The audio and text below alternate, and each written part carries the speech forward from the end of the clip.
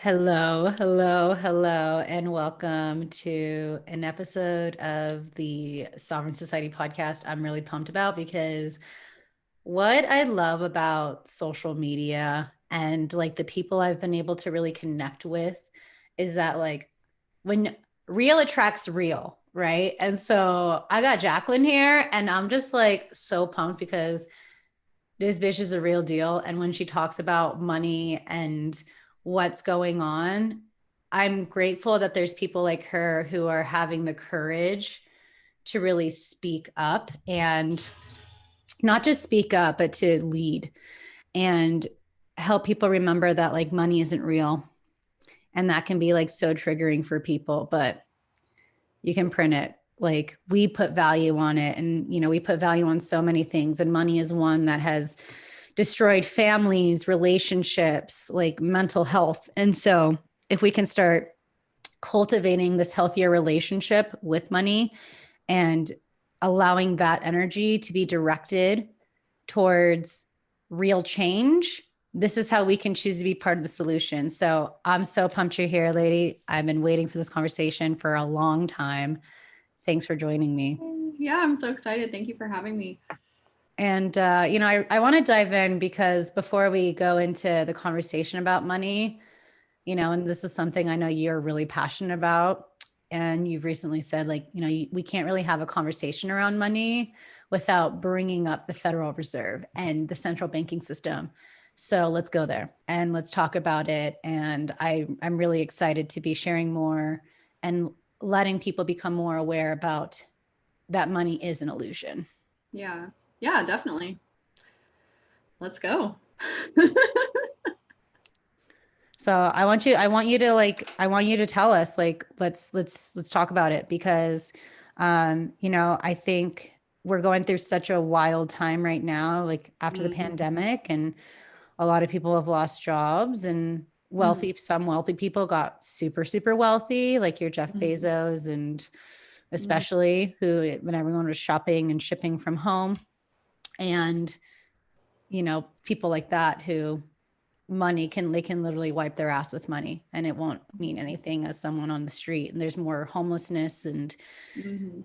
I'm sure there's going to be a spike of bankruptcy. There's going to be a spike, of, food banks are getting bigger. Like this is a conversation we need to talk about more. So I'd love for you to share more about, how you've seen and your passion to remind people about the illusion and what's really going on. Yeah, yeah, definitely. Well, I think it's just personally in my life, like I've spent a lot of energy and time towards obtaining money and manifesting money and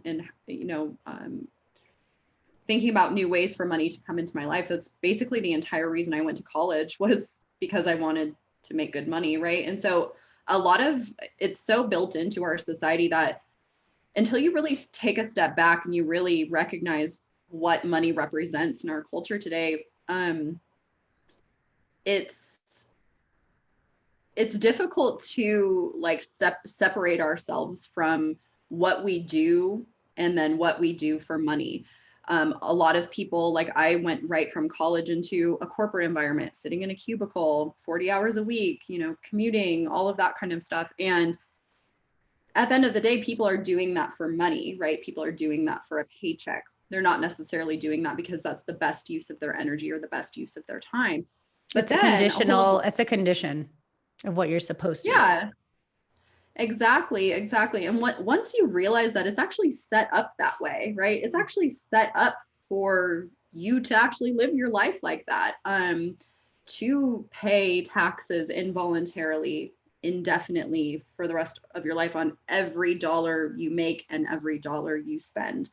Going into, like you're talking about Jeff Bezos, like the consumerism, the materialism of our culture. It's designed that way. It's designed to keep us paying taxes and the taxes, 13% of it goes back to pay the interest that the US government is charged on the Federal Reserve. So when you start to view things that way and you start to view how your energy is actually kind of like being siphoned for a corporation, and that was my experience, and that's the experience of A lot of people I know that work, in a 9 to 5 environment, that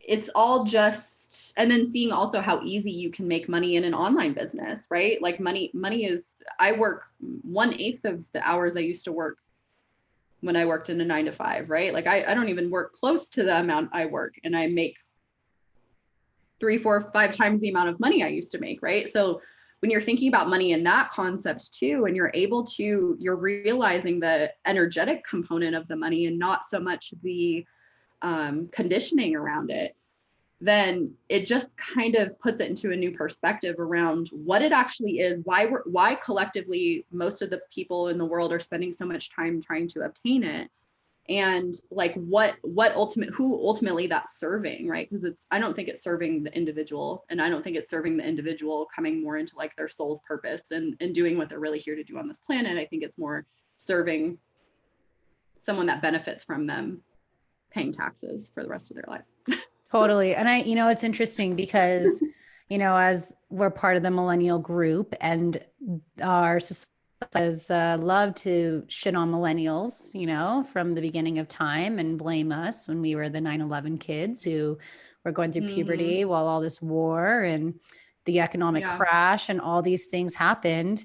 And so we learned at a young age, like what not to do in a way, especially Mm-hmm. when it came for money. And so majority of like, a lot of millennials are now choosing to be their own boss. They're choosing to lead. They're Mm-hmm. choosing to create a life that isn't conditioned, cookie cutter, and programmed like our parents and our ancestors were told is the right way to live the American dream in the Mm-hmm. Western world. And, Mm-hmm. a lot of us are like, fuck this. I'm going to use tech, things that I grew up on, like learning how to play The Sims when I was like young and like my Yeah. AIM days and learning about like hex codes and, Yeah. building pieces like My face. yeah, MySpace, dude, for sure. Like I think what like activated my passion for branding was literally like designing my AIM profile and my MySpace and like learning how to like embed codes and like change Yeah. fonts and like put music. But those were all pieces that I like that were like breadcrumbs as to how we as millennials are here to live life. It's what we grew up with. So what did you Yeah. expect that Yeah. there's such a high peak and a high desire for us to continue to create and build our life based off of our terms. And then you've Mm-hmm. got the Zers, that were born post 2000. That's all they've known is tech. We are the millennials are the last of the bridge to remember what Mm-hmm. life is like pre and post technology. So we have a lot of Mm-hmm. power. And so a lot of these uh, systems, they don't like that because they've been so conditioned to be powerful. And now you're seeing more millennials making multiple six, seven, 8 figures in their Mm-hmm. business, barely working. But guess what? They're also circulating money into the economy. Mm-hmm. Yeah. But we're still the problem, right?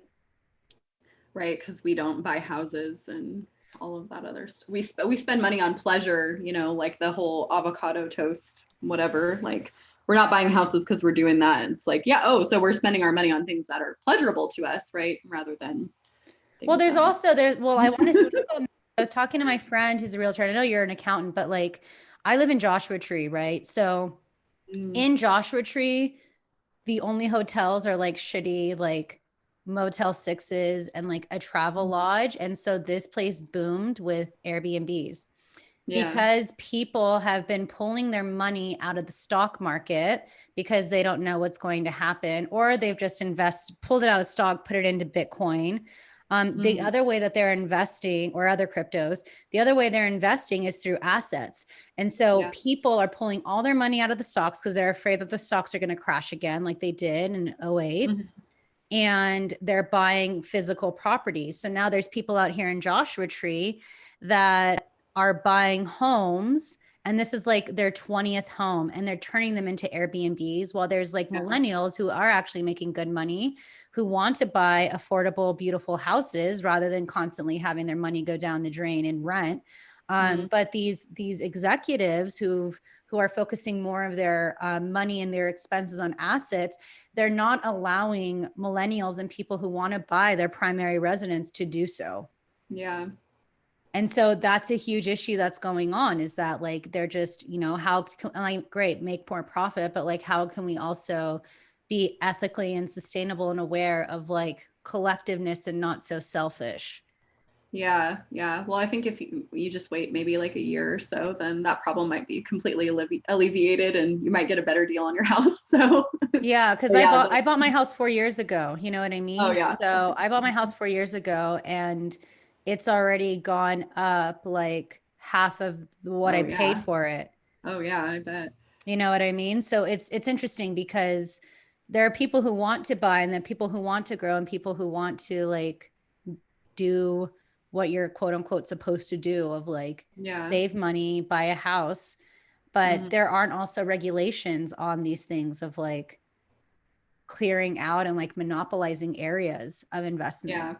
Yeah, totally, totally. Yeah, and a lot of the same, I find like a lot of the same things, that caused the housing crisis 13 years ago are like circling back now. Like I have a Mm-hmm. book that I've been reading about the Federal Reserve where they're talking about the recession that happened in the 80s and the rates and the excessive money printing, like Mm-hmm. how the Federal Reserve printed 20% of the money. It's probably that number's probably gone up since the recent stimulus checks and everything, but 20% of the money in circulation in 2020.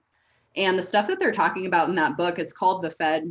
They're talking about the recession that happened in the 80s. The things that happened in the 80s were just mind blowing. Like it was just like, this has never before, been seen in 70 years since the Federal Reserve, blah, blah, blah.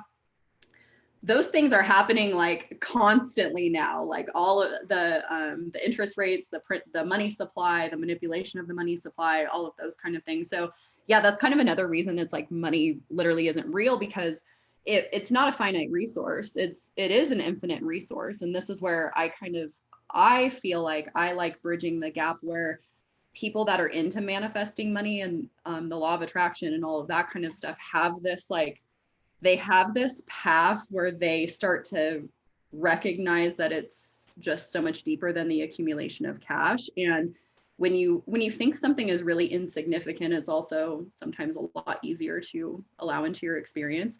Whereas if you think it's this big deal and this is like the most important thing in your whole life, which for a lot of people it is, it's our survival, it's our modern day survival. But when you're disconnecting it from like your physical survival, you're disconnecting the fear that you feel from money, you realize like how silly the whole concept is, and how manipulated it actually is. Well, Because we're that's just actually not. it's a scarcity mindset. And it goes Mhm. back to that conditioning of the Great Depression, of the recession in Mhm. the 80s, of the market crash that happened in '08. Scarcity came up. Mhm. And so collectively, this is a patterning. Yeah. And it's up to us, people like you who are choosing to educate, how can we be part of the solution? Yeah.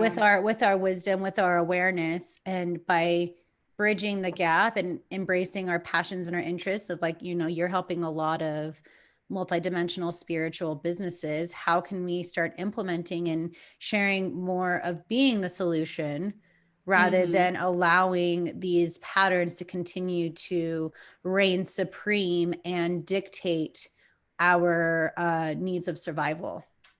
Yeah, yeah, exactly. Well, and we're just simply doing that by earning money through our purpose. We're actually Mhm. changing the frequency of the money. So, I would say like so many people are already, because the thing is like how I perceive it at least, and this might be like a skeptical or cynical point of view on it, but how I view it is eventually we're going to outgrow this currency. Eventually we're going to outgrow the Federal Reserve notes that us in the U.S. use.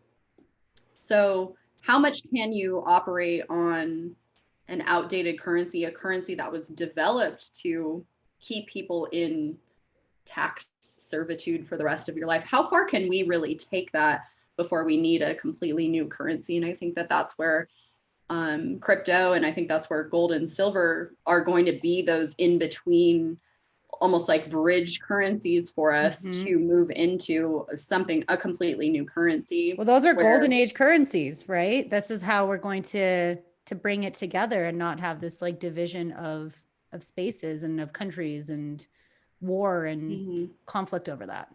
Yeah, and I think that the division, I personally think that there will be a split. Like there will be a split of people that are continuing to reinforce that paradigm because taxes at the end of the day are immoral. Taxes are violent. Taxes fund wars. Mm-hmm. Taxes literally fund all of the wars. And so by continuing to like perpetuate that cycle involuntary, most of it is involuntary to us. We don't get to decide that we go to the grocery store and there's an 8% tax for our city, or we don't get to earn a paycheck at a corporation and decide if there's taxes taken out. They're forced to be taken out of our paycheck. So I think when a lot of people decide to like mass exodus and leave that system and develop a new system, there's going to be still people that want to have a violent system, people that still want to perpetuate a violent system because that's like the control matrix. There's not many people aren't going to be able to see like the deeper consciousness into the money to be able to like move all in unison together. You know what I mean? It's just funny we're having this conversation the day before taxes are due. Yeah. And Yeah. Well, and it's been, yeah, it is. It is interesting. well, I don't know. To me, like, I've been investing in some like crypto lately, and I've gotten like in 6 weeks, I've almost gotten my return on investments back. Nice. Yeah. Yeah. And I was like, hell yeah, it's still like very over my head. Like I went to school for business. I went to like a very like one of the top business schools, but like the accounting piece of it was like always like challenging for me. I was always good with like the branding and the marketing and like the Mm, productions. Like that's just the way my brain works. So part of like having a business, I've had to learn to really like hunker down and recognize and see and mm, have essentially more responsibility around mm, those pieces. But to be able to focus on like investments, like I said, like crypto has been something that's been, I'm still doing my best to learn because, you've got like the fiat currencies where like you put in and your USD, whatever country you're from. And then I had to like buy Bitcoin from another to buy some other crypto. yeah. Yeah. And so that's already like kind of giving like the breadcrumbs of, like you said, that there's going to be a currency shift in Mm-hmm. a way. And I think that's why people have also been focusing more on assets, gold, growing their own food. How can we, I think there's just a whole revolution of people choosing and ready to like reclaim their power back and Yeah. not allow a piece of paper to dictate and rule their lives, even though right now it is a necessity that we need to survive. Like that's Mm-hmm. what's going to pay for the roof over our head. That's what's going to pay for, you know, what we eat, unless you grow it all, which Mm-hmm. the majority of the world doesn't grow their own produce, Mm-hmm. or maybe they do, but not so much the Western world. Right. Um, and, these are more of the conversations that we need to have, and understand that like, we've also been conditioned to like fear money or like be angry at money, or Yeah. like money has been the root of all evil. And Yeah. so I think that's part of like what's going on. And if there's like more, like my mission is to help more good people make good money doing things in the world. We Mm-hmm. can continue to have good people, like you said, like earn with purpose. We Mm-hmm. get to start to shift the conversation around money. We get to Mm-hmm. start to heal our relationship with money, not just individually, but collectively in our Mm-hmm. communities. And we can use that money, stand up for justice. And I'm a huge advocate, and that's why I was like a huge Bernie Sanders supporter and whatnot, because if I'm paying this tax money, I should be able to decide where it goes to, instead of, feeding useless wars that are all fighting for a non-finite source like oil, Mm-hmm. and senses like that. And so I'm it's going to be interesting to see, continuing to see how the evolution of leadership around money um, takes place and where it goes. Yeah. Yeah. And I know you love talking about like sovereignty and stuff like that too. So it is actually a really exciting conversation because like with that, with like taking back our power with money, we're accepting responsibility, right? We're accepting responsibility for ourselves. If we really don't, if we really believe like we shouldn't be paying taxes, right? We're basically claiming that we get to lead ourselves. We don't need other people to lead us. We don't need an excessive police force, or we don't need a billionaire lobbying for our senator to do X, Y, and Z, right? We get to lead ourselves. And so it's interesting because it's kind of like this like wormhole of like radical individualism, but also like more unity coming from that too, you know? Because I really think that like unity is the direction that that's going, but we have a really wounded unity now. We have this really wounded relationship with like the collective and with the people around us now, because there are so many outdated power dynamics, and there's just an outdated control grid, right? An outdated 3D grid of keeping a large amount of people under essentially slavery, or under a being controlled by fear. And We've when been you're moving unified out of by that, fear and pain. unified by fear and pain. Yeah. And that's it. And so these are outdated. We see it in marketing as well. Like something I'm very passionate Yeah. with my clients and like my programs, we've been conditioned to believe, oh, you got to talk to their pain points. Yeah. Why? Then you're just continuing like either ripping off that band-aid, scraping like that scab.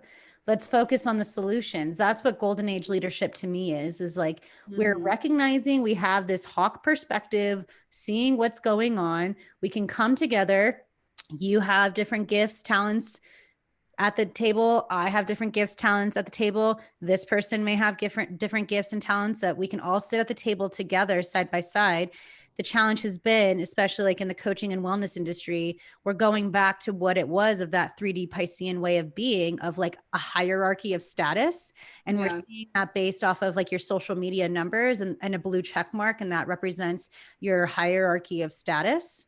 Mm-hmm. And Yeah. so we are just continuing to feed that disillusion and the Yeah. separation and the agenda and the story that is actually not allowing humanity to move forward with real progress and real solutions. Mm-hmm. Yeah. Yeah, absolutely. Completely. Yeah, those things are really related, like the vanity metrics and the yeah, moving by fear, or the dynamic in the coaching industry too of overselling and undergiving, you know, Mm-hmm. like not having an even energy exchange is becoming, I think it's becoming more obsolete. It's becoming where that paradigm just can't even survive. It can't survive the golden age, Well, let's just as you say, put it. like, when I lost my memory, you know, I talked with my energy healer, and a huge part of the grid that we've been clearing out as multidimensional. I don't refer to myself as a 5D being anymore because I'm actually multidimensional. If you're just focused on the 5D, Mm. you're trapped because we're actually can live in 12 dimensions We're and in, possibly yeah, higher, you know? And right, yeah. so we've been working on dismantling the sleazy weasel like bullshit in the coaching industry. And I've been in this industry since 2013. I became a certified coach. Mm-hmm. So I've been Mm-hmm. seeing how with the rise of social media, you know, Instagram was just still like you were using like terrible filters, you Yeah. know, at that time, and like Yeah. posting like what you ate. Um, but seeing the evolution of that, and I went, like I said, I went to school for marketing and sociology, so I research a lot, and as a projector, I'm recognizing Mm-hmm. and seeing what's going on. But the dismantling of like the overselling and the undergiving, that's a Mm-hmm. huge thing that I think is going to be continue to be disclosed in 2021. That can continue to um, percolate like the egotism that can be in some leadership, which has been reflective and holographic in the society that we live in. Mm-hmm. Like you were saying earlier, you know what I mean, of how we're having like the Federal Reserve and taxes and all these things. It's a very holographic experience that we're recognizing in that. And so the more we can start to take those radical shifts within ourselves, then we can start seeing that as our external reality as well. Yeah, yeah, absolutely. Yeah, I had a conversation a couple of weeks ago with an energy healer that I've worked with, Christine Ford, and she was talking about the alchemization of healing our shadow with money, and that's going to be what we when we see the transition into the main currency being physical assets rather than fiat currency is that's us bringing back our the shadows around the root chakra, and the shadows around money will be transitioning into physical assets because that's what's needed collectively before we transition to a new currency. So I find all that really interesting. And yeah, you're absolutely right. I love what you said about like the 5D, moving between all the dimensions simultaneously, rather than viewing it as a destination.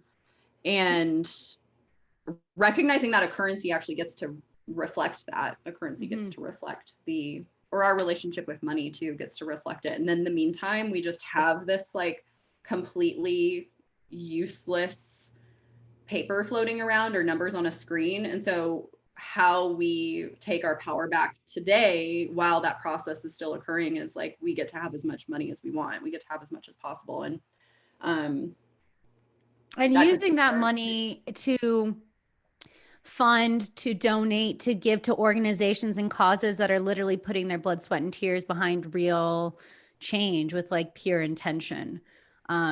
Speaking like either donating to organizations that are stopping fracking, that are stopping human sex trafficking, that are stopping, what have you. There's so many beautiful domestic violence, hatred against certain racial groups. Like we have to understand that we can't fear money anymore because money has whatever power we give it. It can have power or it can have power to implement that change.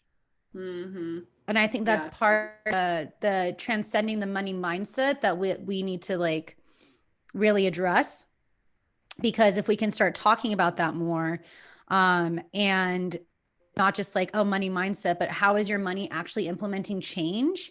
And how are we allowing money to, with intention, again, to be part of the solution to dismantle this outdated matrix that has been so like derived by the Piscean patriarchal system. Yeah. Yeah, totally. Yeah, and then so this fear of money, or the fear of or viewing money as the root of all evil is a really good example, because that's a pretty predominant even if someone feels like they've cleared that, that's still a really predominant like a vision we're given on the media, like with Jeff Bezos or Bill Gates or something like that, where the money corrupts people, or money starts to be used for things that are what some people consider evil, right? So that's the archetype of the billionaire CEO is still something that's making people a lot of people fear money, or a lot of people have an adversity to wealth, or an adversity to being labeled a wealthy person, or being labeled someone that has control of their money, or someone that has a lot of money, rather than leaning into that and recognizing that we get to now, at least we get to implement change from within the system that feels outdated. I personally think that that's more effective, Totally. And it's interesting. I don't know if you saw, I think it's on Hulu. There's a whole documentary about WeWork. And I remember when I got out of college, I was like, oh my God, WeWork looks like such a dope co-working space to work at. And how the founder of WeWork, he lost like $147 billion in 6 weeks Oh, because wow. he didn't have proper like structure set up. And he was just, it was kind of became like a cult following. There wasn't like real structure, sustainability. It was just a lot of selling the vision, and people were like, wow, co-working spaces, this is brilliant. We're like redefining the cubicle, and people like loved it. And then they started, they were trying to like expand, and they just kept like the evaluation of the company just kept going shrinking. And then he ended up piecing out and like took 1.2 billion for himself as like, see ya. And then all of his employees and everything, they just all lost their jobs. And he was all about like not being in alignment with the brand of like we, Wow. not me. It's a really fascinating documentary. It was one of the things I watched when I was like recovering from my memory loss. But it was really interesting in that sense, because I think that's the other thing of how we can start to heal and rewrite our relationship with money, is that, again, having money in the hands of good people with pure intentions. And that comes for people who've done that internal work, and they're not just seeing money as like this band-aid, like cover up, or a Mhm. spiritual bypassing, which can happen as well, whether spiritual or not, bypassing of like the deeper things, that they're thinking that like this money is going to be not even the root of evil, but the root of like my happiness. And we're putting Mhm. this something outside of us, rather than being in our own sovereign embodiment of seeing Mhm. how money is a tool that can help us Mhm. take our mission, our vision, and our purpose to higher heights. Mm. Yeah. Yeah, absolutely. I love how you put that. So, I mean, it's been a journey for me to heal my money story. You know, I was raised by immigrants who came with nothing, and like when my nonno came, and I was raised by my grandparents because my parents worked like 16 hours a day. He came to the States with $140 in his pocket, Wow. and then ended up building like very successful restaurants and concrete pumping and investments. And he did really well for himself. So I learned a lot of like my hard work ethic from that. Um, Mhm. but like you were saying, well, like what your friend that goes to that for the energy clearing, is that, you know, healing our shadows around money is rooted in childhood. And I think that's why for so long I was so devoted to helping people heal those deep Mhm. childhood wounds, so that we don't allow those stories, those limiting beliefs, whether ours, ancestral, what have you, to stop us from, you know, choosing to be part of the solution and to implement that real change. Yeah, yeah, definitely. Yeah, because I think there's far less action, like tangible action required. It's mostly like an energetic process anyways, you know. So our culture has an obsession with action, and that leads us to view money as a reward mechanism. You know, we're like always Mm-hmm. the carrot is the money and we're just following it. And when you flip that on its head and you're able to receive it with less action through like the energetic alchemy of it, or you know, the healing of it, um that creates a new paradigm in itself, you know what I mean? That creates a new grid, that creates a new template. Yes. And it's interesting because those are the pieces that are going to allow that money is an energy. Like what money can do is an energetic exchange. And Mm-hmm. so if you have that instability within, instability within your structures in your business, that's what's going to push money away, because it won't feel the energy, the currency. It's like a wave. The currency of money won't feel safe to Mm-hmm. come. And so I want to talk about like and share what your experience of recognizing the importance of like energetic stability within, so that we can allow money, and within our Mm-hmm. businesses and our systems and our structures, so that we can allow money to come in.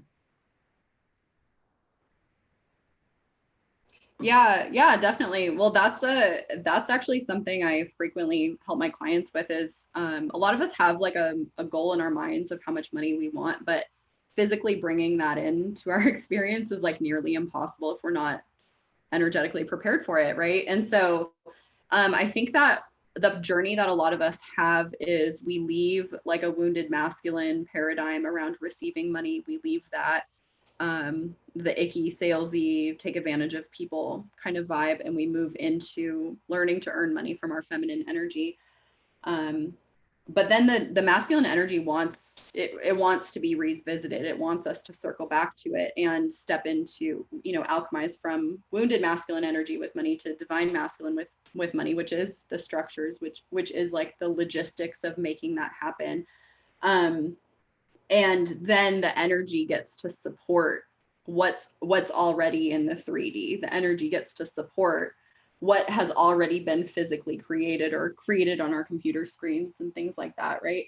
um because yeah, my experience bringing in, and that's where you see people that bring in a lot of money and it shocks their system and they have to release it because they're not prepared for it, right? Right. Yeah, because I want to talk about, because I know like you've been a lottery winner, right? Yeah. And I think the whole being aware of like other people who've like, random people who've never seen that much money, they win the lottery and lose it in an instant. So I'd love to even talk more about that and like your experience from that.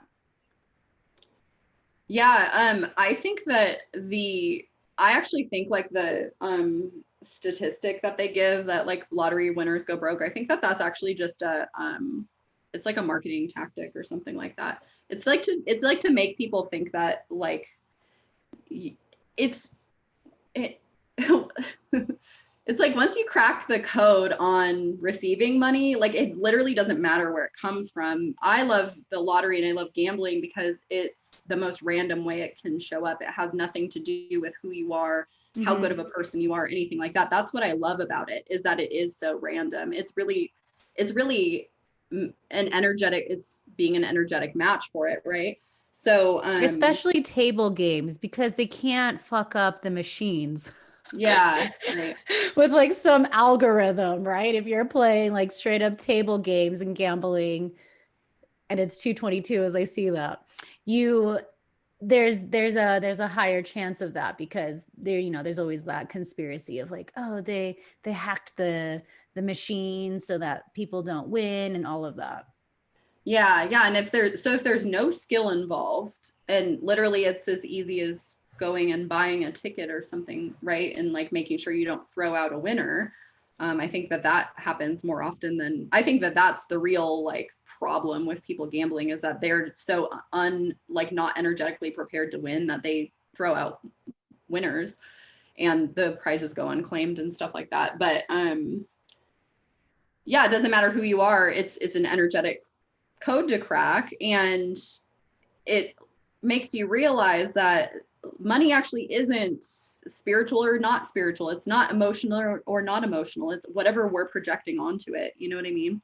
So I think that whenever I think your original question was like bringing in money and like losing it and stuff like that. But Yeah, the container everyone's of an, it. Like if yeah, you yeah, and don't have that everyone's an container correct.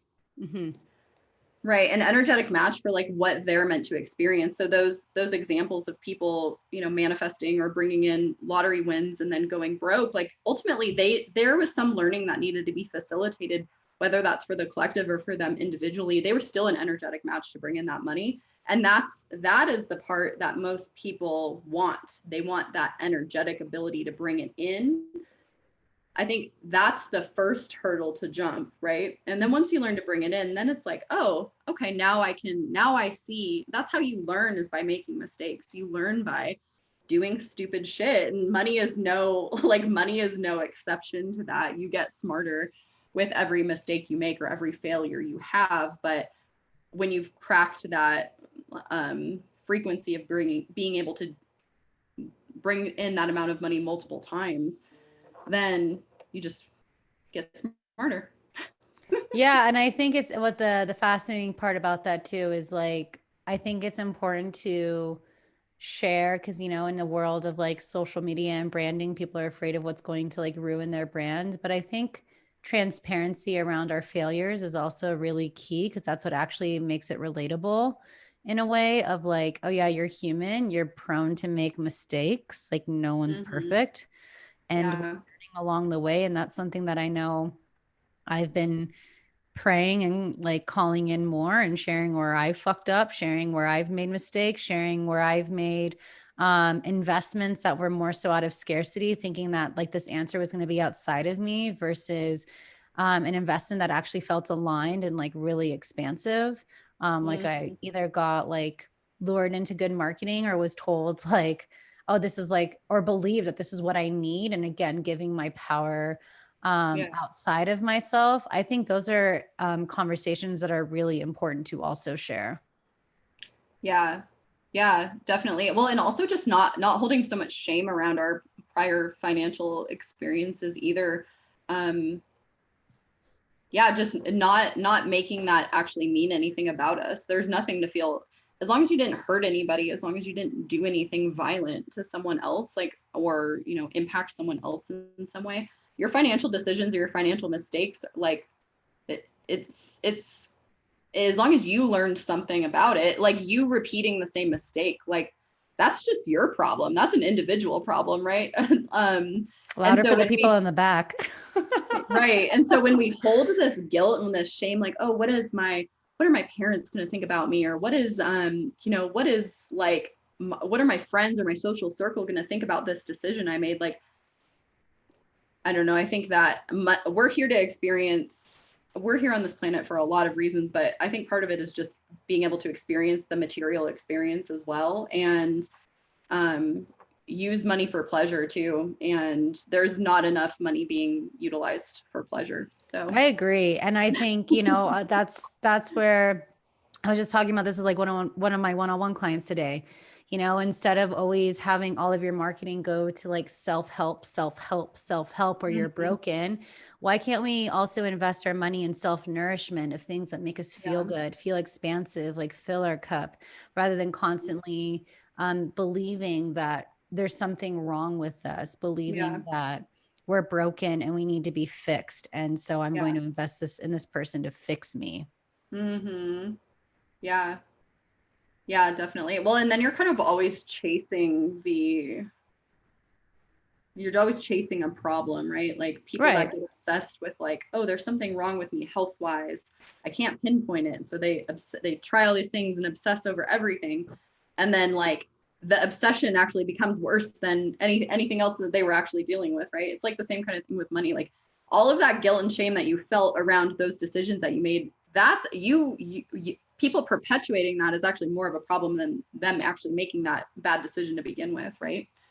So Yeah. And, I think it's okay to have material things if it feels good, if it feels expansive. But I also don't want people to give so much of their power away to material things as a social status in that sense as well. mm-hmm. So I think there is a fine line between that.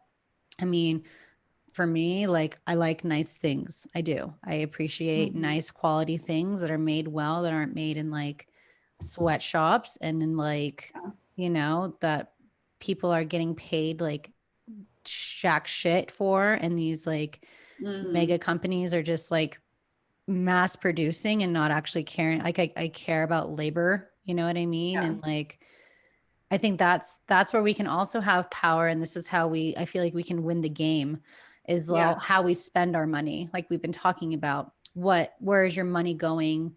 What organizations, what companies, what small businesses, what people. And there's this also this really beautiful experience of, I mean, not everyone has privilege. I recognize that. I honor that. And I see that. Um, but there is also, if you are going into business, if you're choosing to take that leap, and there's an importance of, and like a holographic experience really of you investing in yourself and your business, and how that also leads to people investing in you. Mm-hmm. Because if you aren't taking that time to nourish, or if you're making these not so great investments thinking that this is going to be your answer, but it's not coming from that space of alignment. um, I've just seen it in my own experience. Like I've invested in tens of thousands of dollars of coaches, and then I jumped into the program and I was like, this sucked. But it gave Yeah. me intel in a way. And it wasn't until I started investing in like people that I was really aligned to, myself, my own mental health, well-being, Yeah. rather than just thinking that material things are going to bring me happiness, because that can be taken in an instant as well. A fire Mm-hmm. can happen, what have you.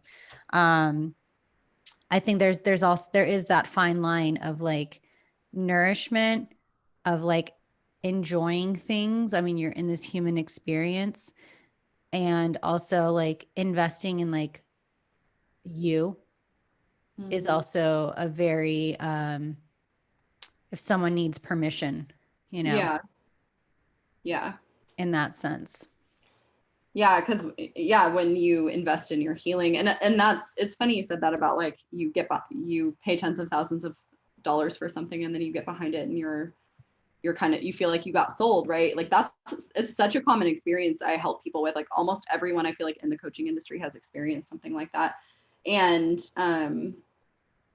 it makes you recognize the hierarchy like we were just talking about, right? A lot of times those purchases are made from this person's above me, this person makes 7 figures, or whatever it is that like highlights that part of our brain or our dopamine response where we're like resonating with that person, or we want to be in that person's space.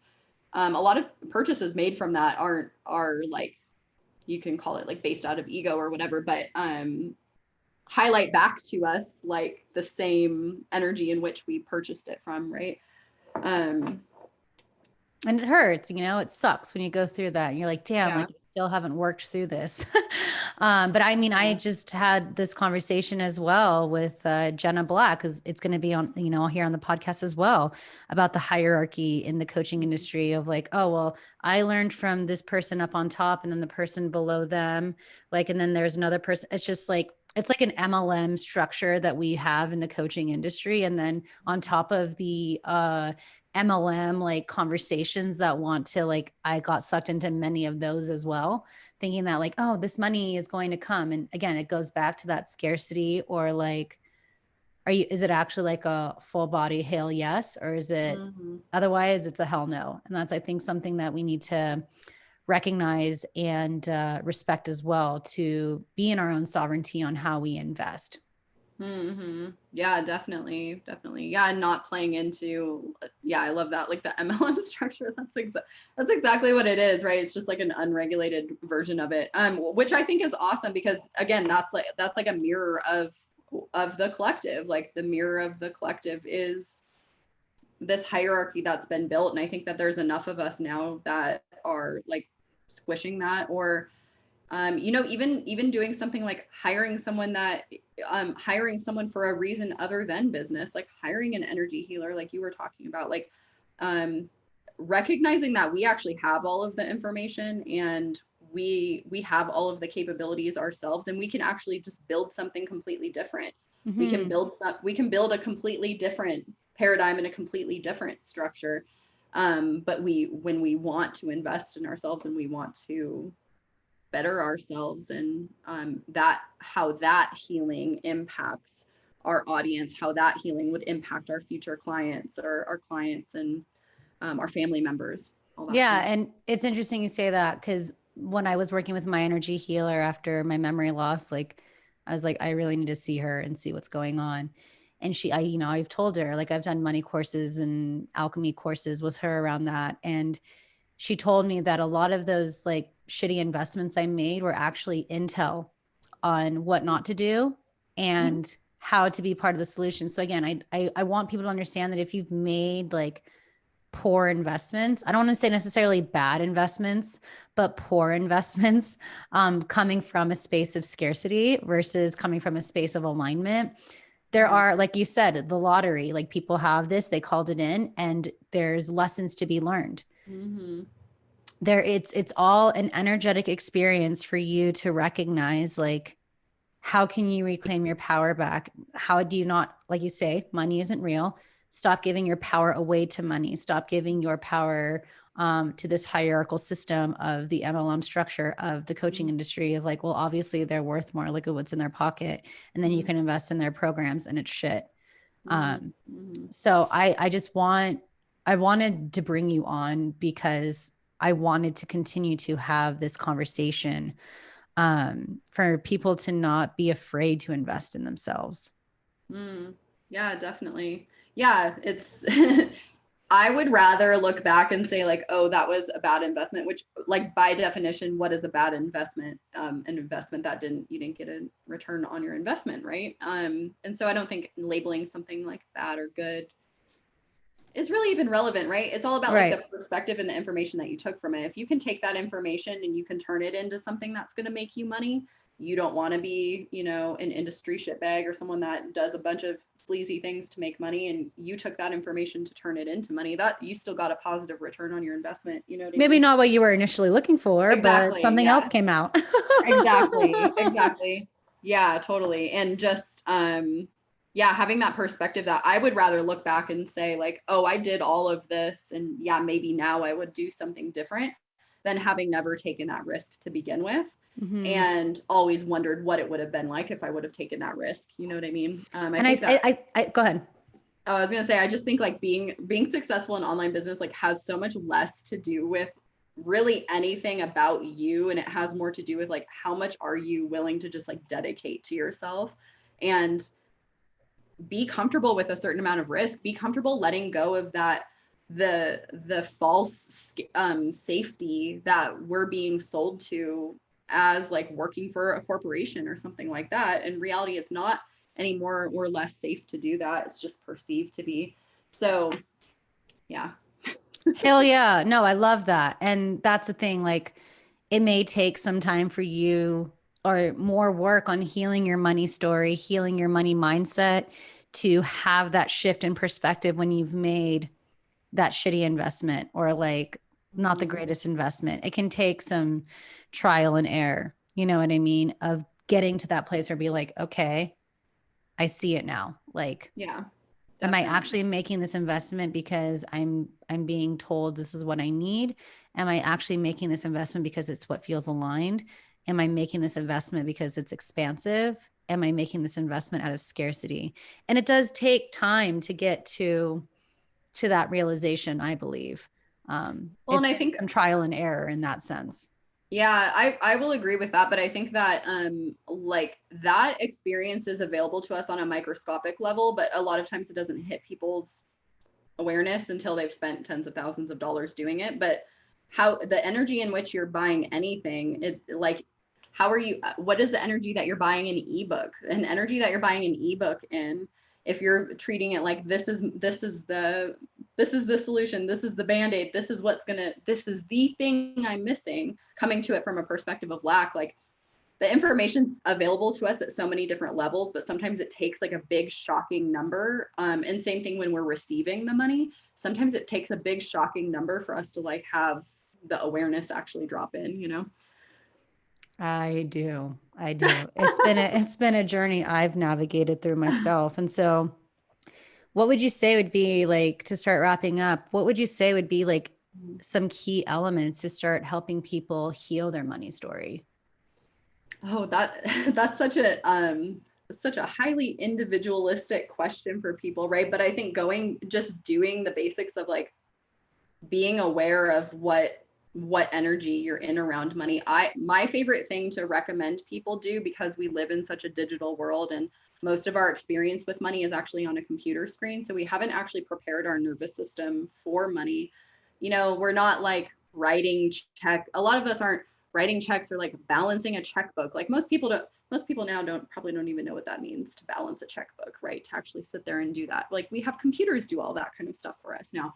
So when you bring money back into this physical presence, that's why I love like having physical cash, having tangible cash, and having it present in your physical space if that's safe for you to do so. But like keeping it around and writing things out and staying present is going to give you so much information about the past and about your future than just saying, okay, let me go focus on my past experiences with money now. Like notice how it's showing up in the present, and notice how these behaviors and the energy is showing up in the present, and you're going to get so much information about what you need to heal from the past. Because if you just go straight to the past, you say, okay, I need to heal all this childhood shit that I had with money, you will literally never run out of things to heal, right?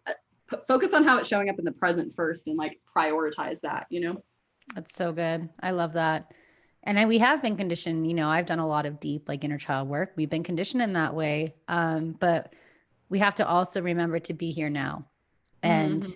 I mean, that's something like I know my dad's always carrying I've always grown up with my family carrying cash, and Mm-hmm. my neither of my parents, like my dad doesn't even own a debit card. Like Mm-hmm. it's Love it. just he uses old like asparagus rubber bands, like super crazy New York Italian old asparagus rubber bands, and has all like that's his money. Like his money Yeah. clip is a rubber band. Um, very like Bronx, New York, right? So you know, it's That's always awesome. He's the best. What's up, Pops? But you know, but these are the things that I think we need to start like getting people more comfortable, because that nervous system, you know, someone who is struck by lightning, I know the importance of the nervous system. And I know the importance of preparing. That nerve allows us to not be in that, you know, that fight, flight, or freeze. And so if Mm-hmm. all this money is coming at our way, we can freeze and run. I've definitely have experienced it throughout my journey of building my business. And it's, you know, it takes time. So I do think that that's where we can remember that, you know, working with money is not just a financial thing. It's definitely an Mm-hmm. interwoven, multidimensional, multi-sensory experience. Mm. Yeah, absolutely. And the more we can have conversations and talk about that, I think that's how we are going to help more people get money in their hands, good people, and doing great things with it. Mm-hmm. That's how we, I believe, choose to be the solution, implement that change, and set precedent, not just for our generation, but how are we going to pave the path for the generations to come as well. Yeah, definitely. I love it. You So summed it up perfect. I want to close out with some lightning round questions. Okay. What does sovereignty mean to you? I love that. That's just like a pure individual freedom to me. That's what that means to Mm, me. hell yeah, here for it. What animal totem has been guiding you lately? mm, Snakes and hummingbirds. Dude, I hear you with the hummingbird. I'm the year of the snake in Chinese astrology too, and I live in the desert. So what can you say? I love that. I actually had a really crazy experience in Joshua Tree with a snake. So Did yeah, you? yes, Yeah, they're out here, man. Don't let them fool you. yes, they are. One time I was hiking with Bud, and there was like I saw him going like this, and I was like, "Whoa, dude! Like, pick up this like 26-pound dog. Like, no, no, no, no, that's not what we're doing." So that Oh, shit's real. We're like in their land, and they're like, "Fuck off." yeah. It's real. What would you say to younger Jacquelynne? Oh, buy Bitcoin in 2009. I know that shit's like 54,000 now. Damn. You know, I'm really pumped because like I got my Ethereum like 6 weeks ago, and I've gone up like $1,000, and I just put in like not much in there either. I put in like 1,600, and I've gone up 1,000 in 6 weeks. So I'm pretty pumped about that. Nice. Yeah, Yeah. that's awesome. Yeah, I posted something like last July, talking about people buying gold and silver and Bitcoin. And it's like, if they would have taken my advice, like they would have like tripled their money. Oh, And I had all totally. these people saying, well, you know, Bitcoin's used on the dark web and blah, blah, blah. And I'm like, you know what they do with the US dollar though, right? Like, um, yeah, No, anyway. tell us. Yeah, I mean, wake up, guys. Thank you. Jeez Louise. Where can we find more of you? Yeah, on Instagram, I basically everywhere I am at Luxom Babe, Luxom Babe. My Patreon is a great introduction to my work. You get a whole library of my content, and that's basically my off social media community. I'm really intentional about building. I'm no longer building communities on Facebook or Instagram. I'm building communities on off of those platforms. So Thank you my for Patreon is saying the not best on place to do that. We have a Facebook. private Discord chat and a monthly call. Yes. God. But yes, your Patreon. Yep. Patreon is just, I think it's just patreon.com/LuxemBabe. So super easy. Amazing. And what last little nugget of wisdom would you like to share to whoever's listening? I think just start to question your definition of money and start to question what that actually means to you, and buy some gold and silver. Start allowing your portfolio to expand beyond Yeah, just the US dollar or exactly. Canadian dollar or whatever. That's something that I've been really focused on myself, because you know I did, like I said, I think if you have more in the assets, Yeah. and where there's still that value in there, you know, I think more of these material, even non-material like crypto, um, Hmm. but that's what's going to have a nice little backup cushion. Yep. Exactly. So I really appreciate you going there with me and getting real with me because I've been fired up about this a lot lately and thinking and so to be able to have an accountant and someone who's very well versed about money and not just a money mindset coach, but someone who actually like went to school for this. Mhm. Thanks for being one of the experts that are keeping it real and speaking in a way that isn't like overwhelming, but is Mhm. actually sharing information that's tangible and relatable, especially to Mhm. millennials who are being asked to step up and be in true power with their money. Yep. So I really appreciate you and thanks for being here and for going there with me. Yeah. Thanks for having me. And thanks everyone for tuning in and go check out Jacquelynne again, Luxom Babe, LuxomBabe, and tag us on the gram, take a screenshot and let us know that you're tuning in and listening. And we're just ready to, I know she feels the same way, but we're here to help good people make good money, doing great things in the world. And the ball's in our court, bitches. Let's get this. And we got this. But thanks for tuning in and we'll be seeing you soon. Take care.